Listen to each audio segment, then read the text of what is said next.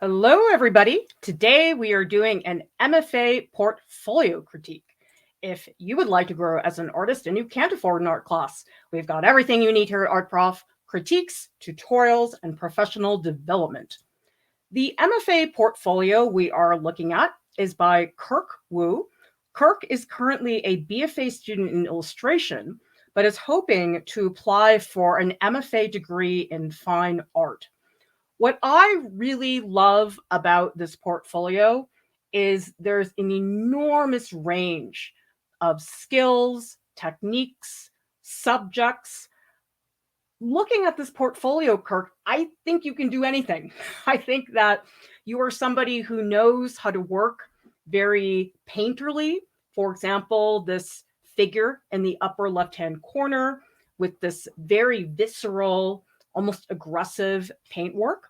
But you're also very good at very clean, well-articulated spaces, very well-defined objects, such as this painting in the lower right-hand corner that shows the sink. But you're also very good at really manipulating and transforming the body. You're also able to tell a story. We have this image of this figure at the bottom with their face planted downwards, but also this mysterious figure in the center image who seems to be crawling out of the floor in this very mysterious space. Your sense of color is really fantastic. I can see that you're capable of creating color schemes that really become their own worlds. For example, you have this painting in the upper right-hand corner of this bug-like creature with these three portraits inside. The color in that painting is very bright and very saturated, but then I love the subtlety of the color of the figure that seems to be coming out of the ground in this interior with this jail-like window on the right-hand side. It's very subtle, but I can also see from your technique that you're really layering the color in a very rich way. But you also have this charcoal drawing in the upper left-hand corner of this kneeling figure, and it has just a beautiful sense of light and dark contrast. So my feeling, Kirk, is there isn't really anything you can't do as far as technique goes. And that's such a great place to be because it really makes it possible for anything to happen. You're not ever, I think, going to be an artist who is limited by skill. That is very empowering, I think, and very exciting. Now, one of your statements, Kirk, was how well your artist statement fits in with your portfolio. And if any of you would like to read Kirk's artist statement, that is in the YouTube video description below. I'm just going to read a little bit from it. Kirk explains, my subject matter often explores the odd and surreal with work that gravitates towards the uncanny. Finding comfort within strangeness, I seek to explore concepts involving both grounded and otherworldly. Well, there certainly are several pieces in this portfolio that have that surrealistic atmosphere and the uncanny, uncomfortable, awkward quality. I would say definitely the image with the centipede in the upper right-hand corner. I even think this reddish colored pencil drawing that's in the lower left-hand corner, it's fairly realistically rendered, but there's something about that slug, the way it's wrapping around that hand. The hand almost looks like it's floating. It's one of those drawings that tricks you. You think that it's straightforward until you really sit down and try to actually figure out how it functions. So I definitely see some of the odd and the uncanny in those pieces. I would say also the figure that's in that jail-like space also has that uncanny horror quality to it. You do have this portrait over here that has this like glowing antenna, almost like an anglerfish. And that one to me feels like it fits more in fantasy. Certainly it is dreamlike, but it doesn't have the oddity quality that I see in the others. And so while that one does feel surrealistic, I feel like it's in another place compared to the other ones. So there's another section in Kirk's artist statement where Kirk says, most of my life I have felt disconnected. It stems from being queer and religious household, struggling with chronic illness yet outwardly appearing healthy, and being of mixed race yet outwardly appearing white. That is such a powerful piece of your artist statement. And I have to say that you really have something there that I think is just starting to germinate, because really these are three different things: being queer in a religious household, chronic illness, and then mixed race yet outwardly appearing white. I mean, each one of those topics could be a lifetime of work. And yet, between those three stories, there is this overall theme of being disconnected, feeling like an outsider. There are different ways you can frame it. But I think one of the ways you could get started is to ask yourself, well, listen, do I want to narrow it down to one theme? Do I want to try to tackle all three at the same time?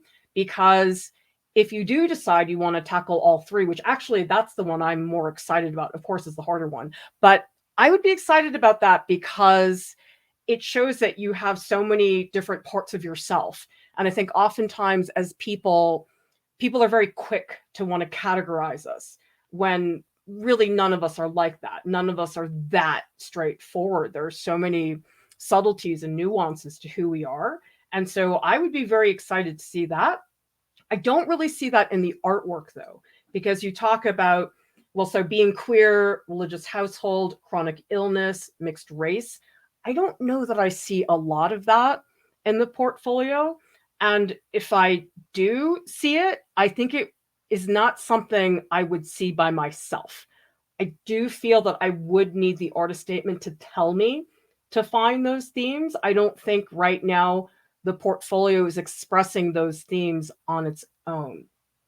Now, that's not to say that it has to be super literal and you have to make those themes really clear cut and obvious. But I do think when we look at the portfolio, we should be somewhere in the ballpark. Like if you're trying to talk about feeling disconnected, that we have to feel that disconnection somehow, whether it's visually or emotionally speaking in our response to the pieces.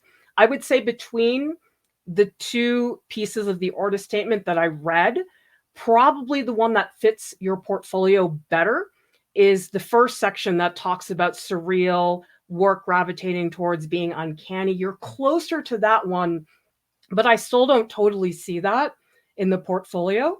So I think it's more that your work, I think, has to gain some focus. Now, given that you're still in your MFA program and you're in illustration right now, that's exactly where you should be. I mean, like nobody comes out of an undergraduate art school program having a really cohesive vision. Nobody does. I mean, I felt like my head was Swiss cheese after I finished art school because I'd been trying so many things and I didn't really have a vision at that stage, and that's fine.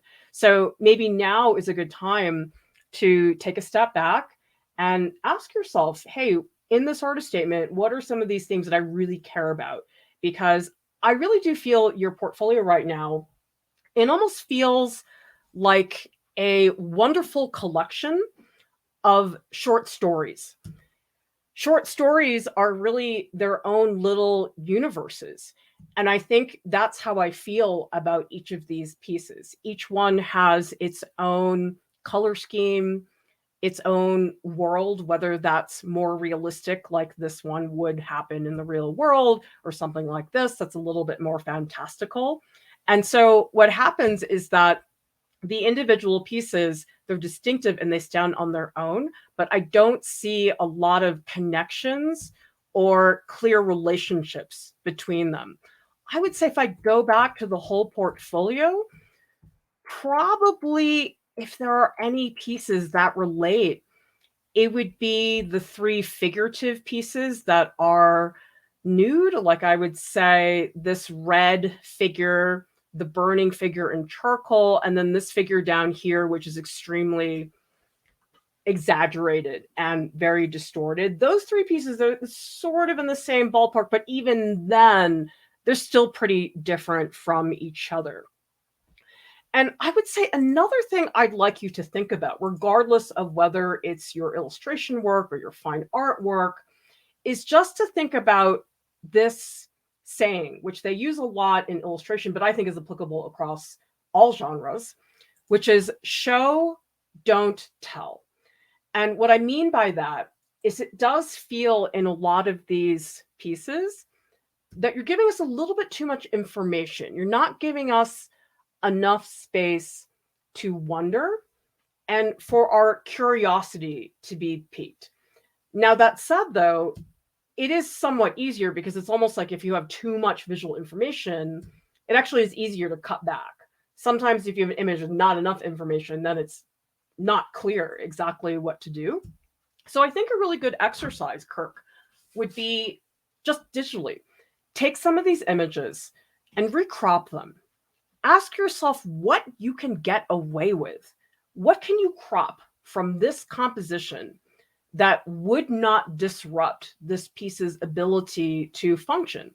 So for example, this oil painting called The Fountain, okay? If I took my cursor, let's say I cut across this composition right here. If I cropped it there, would I really be missing out on that much? Probably not. If I cut the composition here, would that cause the painting's effectiveness to collapse? Probably not.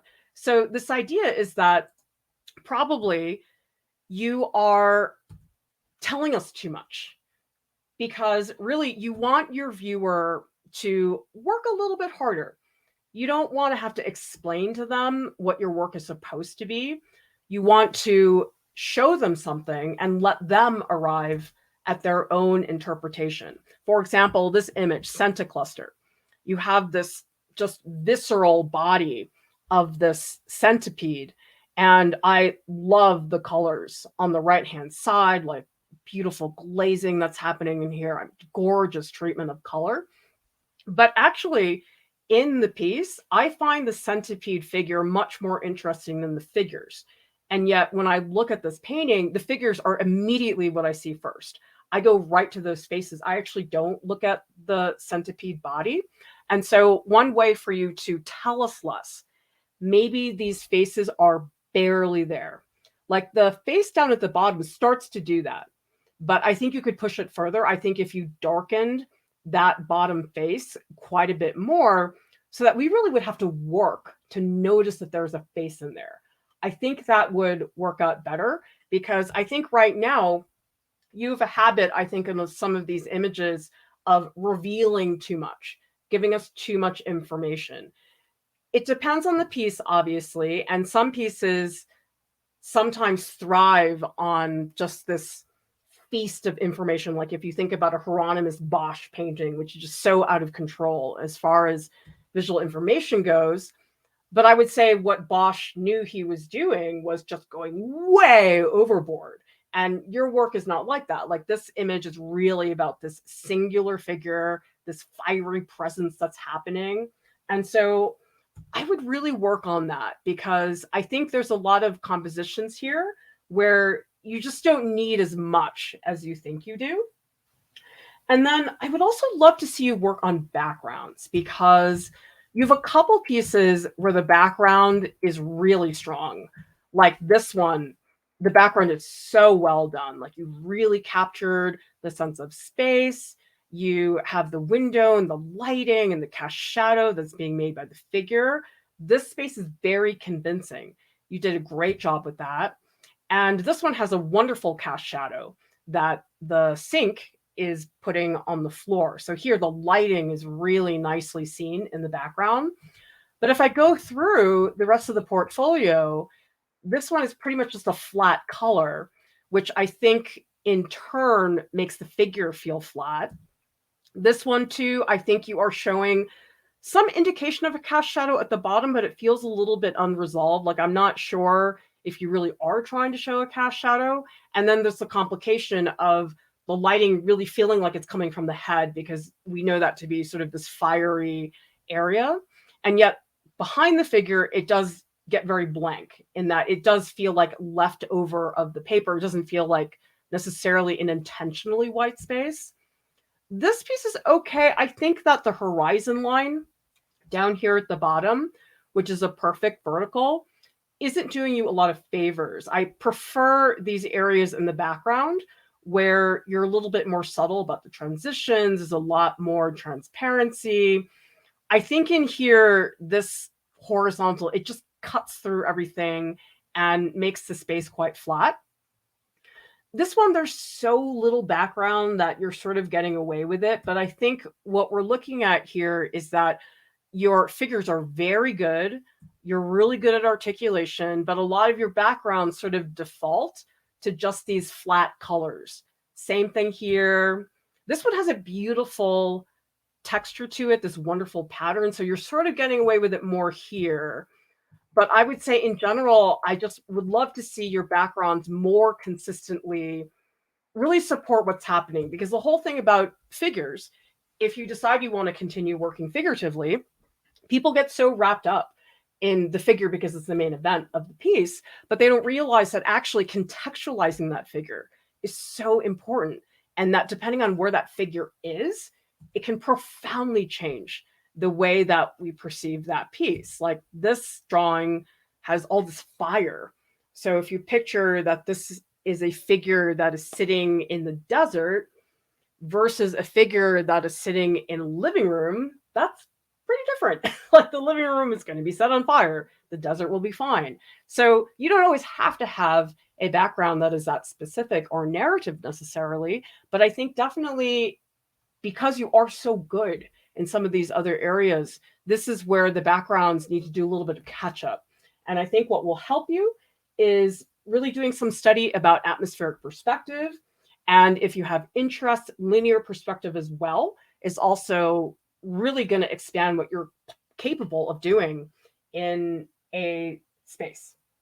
All right, let's go through and let's critique each piece individually. I think this piece has a lot of potential. Particularly, I see there's this little swatch of very thick paint on this upper left shoulder. And I would love to see you just go thick. I mean, almost sculpting on the surface of that panel. You might look at Frank Auerbach, whose paintings were just enormously thick with paint. I mean, they really felt more like relief sculptures than they did like paintings. But I also really like the scraping that you're doing down here at the bottom. I would suggest that you try different tools for scraping. It does seem here like you're using one tool over and over again because the width of the line stays the same. So for example, if you have a metal scraper that's really wide, if you have a fork, if you have a plastic knife that has a little bit of a jagged edge to it, I would definitely play with that. Really diversify your tools and don't be afraid to have more back and forth. So let's say you put on some thick paint, you scratch away, you put it back, you scratch away, because this is a painting that I think looks like it's just starting to get exciting. It's just beginning to really tap into its potential. But I also think right now that this arm on the left-hand side is just taking up way more space and attention than it needs to, because the main event in this painting is this meat-like surface that's on the chest and also the pelvis. And so I feel like with this painting, I would crop here so that we remove half of the arm, let it go off the page, and then that shifts our attention a lot more towards this area in the middle. I would also think about warm and cool colors. That is one place where the background does help you a little bit, because the background is, because it's so cool, offsetting the warmth that's happening in the red. But I also think that there's a way to sneak in some cool colors into some of those reds. For example, one of my favorite greens actually is Viridian. Viridian, it's a very deep, dark green. And if you paint it straight and very thickly, it really can almost look like black. And so it's one of those colors that can almost take the place of black, but not be as dull, because you would have that complementary color relationship between the Viridian and the green and the red in the figure. And so I would encourage you to experiment more with those color combinations. This piece, I think, feels more like a study right now. I think that it definitely has potential, and I really like some of these marks in here, because here I can see you really taking advantage of the texture of the charcoal paper. And I do really enjoy the aggression with which you've drawn some of these areas in the legs, like especially the anatomy. I think here on the front of the leg is really nicely done. And this area is really strong because it's got a softness to it. And that's a really nice contrast against the rougher, blockier marks going on in here. But I would be careful about your line, because I think in some areas the line is flattening some areas. Like, for example, this is a beautiful shadow underneath the chin, and this area too, just gorgeous range of tones. But then I think this top part of the leg, where you're putting down this like really hard, rigid line, and then these two lines here to delineate the kneecap, I think here the line isn't doing you a lot of favors. Like if I were to take this line away, the tone on the chest would be exactly the same as the tone on the kneecap. And I think there's a way you can change that. Like same thing here. You have to sort of ask yourself which is lighter, which is darker. So you could say, okay, maybe the thigh is lighter, the arm is darker, and then you won't need that line to explain what's happening there. So cutting back on line, I do think you need to work on the feet. I think the feet look very blocky right now. I think you will need to add toes, simply because the expectation in the rest of this piece is that it's a fairly anatomically correct figure. And so when there's just no toes at all, it seems strange, and there's no other explanation for that. So this is a piece I would work on it more. I think that it's still got more that it can do, and I really need something happening in the background. I think the white is not helping. I think it'd be great to get like a nice big shape of gray or black, however you want to do it. But definitely something so this figure feels like it's in a place. It doesn't feel like it's in a place right now. Right now, it feels like it's more just in this empty void. And I think that the scene can use more than that. This is, I think, one of the weaker pieces in your portfolio. I think what I do really like about it is the color scheme. I think the color scheme is great. This like blood red, these sort of muted blues and purples. I think those are very beautiful. But I'll tell you, I think I like the background better than the figure. I think in the figure, there's some really awkward things happening in the shoulder and then into the back. I think I'm reading this as the spine. I could be wrong. It's a very strange angle. And I'm going to guess you probably had a photo reference or something that you were looking at. But the whole thing is that, especially if the camera angle's a little bit strange, it can really make the anatomy just look totally wonky. So this is one of those situations where you either try to really make it representational of what reality is, or you like majorly distort it, which you do in some of your other pieces. This one's strange though. It's like parts of it are fairly accurate as far as real life goes, but then there are other parts that are just strange and undefined. So I feel like this piece doesn't quite know what it's trying to be. And probably it's an issue of having a solid idea from the beginning and really following through. It feels a little bit indecisive right now. So that's why I would say it's one of the weaker pieces. This piece, I think, has a very strong narrative element because you have all the candy, you've got the water jug in the background, and it's a very specific individual because you've got this hat, the piercings, and I actually do really like that the face is obscured because I think the face would take away from this narrative that you set up. That said, though, I do think in terms of your handling of the material or articulation of the scene, it's one of the less exciting pieces in your portfolio because I feel like the technique is just there to describe. The technique isn't any commentary. There isn't a lot of interpretation. There's not a lot of emotion to this piece either. Like if I were trying to figure out a couple adjectives to describe this, I really go to that title. Like actually, if I don't have the title, I'm not so sure I have a lot to work with. So again, it's a piece that I think is confusing without the title, and that's not a good thing. I think people have different ideas about the roles of titles as far as artworks go, but I don't think the title should be there to explain or compensate for things that perhaps the painting should be explaining on its own. So this piece, it's well painted, but I have a hard time connecting with the story or having any type of emotional impact on me. And so I would say for that reason, I think it's one of the weaker pieces in the portfolio. This piece just feels out of place. I think because of the change of material. A lot of the other pieces are paintings. This is colored pencil. And I would suggest with colored pencil, using a colored sheet of paper, because oftentimes there is that colored pencil grain, which you see everywhere. And you can see it in the background, like up here, we have that grain down here. And if you had drawn this, say, on a black sheet of paper, we wouldn't have that. The image would have natural grounding in the black paper. And then the colors, I think, would be richer and more vibrant. So that's one recommendation.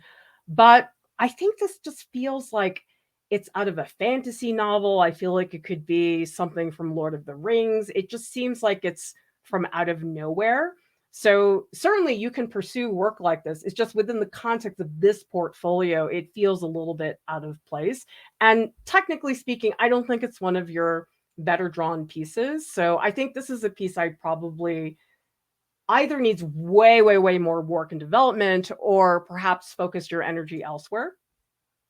This piece is really nicely painted. I do think that you've got a beautiful range of surfaces. Like I can tell that the figures have this fleshy, soft quality, but then it's like, I feel like I know what that shell-like surface feels like on the right-hand side. I can almost feel those legs moving. It's really nicely composed. I do wish that you had more of this, because what this does is it creates another layer in the background. Now, the issue though is that you only have this one shadow, and so it's a little bit of a sore thumb. I think if you had at least 2 or 3 more legs that had shadows, that would be fine. And I also would caution about making the outline of the shadow that crisp, because shadows shift depending on where they are. They sometimes start crisp, they get smoother, sometimes they're barely there. But I would either get rid of this shadow entirely, like just color it over red, or I would introduce more, because it's just not enough to have a presence. I do wish the red in the background on the right-hand side was at least a few shades darker. I think that this red and this red, they're probably, if not the same, very similar, because I can tell it's so visible on this side how dark this is. And that's great because it shows the lighting. But I think I want that reflected in the background as well. But yeah, beautiful luminous highlights on this, really nicely painted. This piece I like as an idea, but I feel like I'm not interested in the face. I feel like I'm much more interested in what's happening here with that slug and the hand. And so I even wonder if you could just cut this whole top section so that we have the nose, the mouth, and the hand, and that's it. That might be a better composition, because the thing is, anytime people see a face, they're going to go to the eyes just immediately. We can't help ourselves. But if you crop out that eye, all of a sudden the slug becomes the main figure, because you're obscuring our ability to really communicate with this person's eyes. And then I would do something about the background. The background feels really flat, and these really bold outlines aren't doing you a lot of favors. I actually really like the way the slug has been articulated. I think the highlights are great. I love this big, bold red shape. There's a beautiful cast shadow. I think it's just you've got a lot of a subject that's not helping you. So I would recommend cropping it up here, and I think that would be better for this composition. This piece, I really like a lot of it, but it feels more like an experiment with materials. Like you have the torn paper, the graphite, the digital collage, and I do enjoy a lot of the layering, like some of the transparency, almost like this wood grain that's going through the figure. But I just feel like composition-wise, the figure's just sort of stuck in the middle. And I think that the composition could do more. Or maybe this is a piece that needs more than one figure. Maybe you have 3 figures. Maybe they overlap. I think this piece, it's a good beginning. I think that there's a lot you could do with it, but right now it doesn't really feel like a fully fleshed out composition. This piece, I think, is really nicely articulated. I think you've done a great job figuring out the lighting. I think what I do want to see done differently here, though, is texture, because you have a couple different textures here. You've got the wall, the window bars, the person's skin, their hair, and the floor. Okay. Now, I would expect that all of those parts of the image would have a very different texture. Hair compared to flesh is pretty different if the floor is wood versus if the floor was tile. So you got a great composition here and beautiful lighting, but I really want you to think more deliberately about contrast in texture amongst all of these different parts. Because right now, everything's just so similar in surface. It feels too smooth and it has almost an artificial feeling to it. Like, picture if this room, maybe some of the wallpaper's peeling. A lot of walls in houses are not perfect. A lot of them have little dots or torn pieces, or a lot of floors. There's a nail coming up. It's up to you how you want to describe this. It just seems so perfect that it's verging on feeling artificial. So I think if you can create something that's a little bit more naturalistic through the texture, that would be great. This is a very quirky piece, and I actually really like the color in this piece. I think the contrast is really well done, and even though it's very blue, I can totally tell what color these objects are. I can tell it's a dark colored piece of furniture. It's a white sink. That is hard to do on a monochromatic color scheme. But I do think there is so much background that I am failing to understand why you make so much of the painting the background when really the main event is the interaction between the two objects and that cast shadow. So this is a piece I think could use a lot of cropping, or give me a reason to care about that background, because really the floor is great. I love the floor because you have the lighting here, the cast shadow, this beautiful transition. The floor is really well done. But it's this wall. It's all the same. There's very little variation, and it just gets very flat. Like, there's so much dimension here. Like, I can feel that space. Underneath this, I can feel this cast shadow, this light coming through. Like, this is so well done. This whole bottom half of the painting, really well articulated. But then I get up here, and that flatness, that plainness of that wall, it's just a bummer. And so show us what you can do with those backgrounds, because I think that backgrounds have stories to tell, but you have to be willing to take the time to recognize them. And really what you're communicating right now is, here's the wall. I'm not interested in painting it. I'm going to paint this part, which I love. And you did a great job on that part, but not on the wall. I think that definitely needs more work. So Kirk, you've got a lot going for you. I think you have so many places you could go, which is a curse and a blessing in that you have a lot of options. But I think that's very exciting to have that. And we'll be very excited to see where you go with your portfolio. At artprof.org, we do have an MFA Portfolios Track, and this is a sequence of video lessons and prompts that will help you prepare your portfolio for an MFA application. I think for a lot of students, what's very difficult is knowing where to begin. And so this sequence of prompts provides a structure that you can follow to make sure you're really being comprehensive about your application, because it is a big transition from doing an undergraduate degree to an MFA degree. And this track is here to help you figure that out. So things like learning how to self-critique yourself, how to create a plan of action, writing an artist statement, figuring out what to add into your CV. And of course, we have a very large MFA program area where we have all kinds of resources, more portfolio critiques, and tips on the MFA application process. This Google slideshow is available. The link is in the YouTube video description below, and you can also access all of the slideshows that are in our videos on artprof.org. There are many ways you can support Art Prof. One of the ways is to purchase a social media critique, where I will speak about your Instagram or your website to help you increase your online professional practice, and you can get feedback and assistance on that. You can also become a monthly Patreon supporter where you get all sorts of exclusive content and access to Patreon Discord channels, which are just wonderful and very exciting to connect with others in this community. And a big thank you to our top Patreon supporters. We are so grateful to Bill Boye and Lakshana Bashun for being our most recent Patreon supporters. So everybody, thank you so much for watching. We'll see you next time.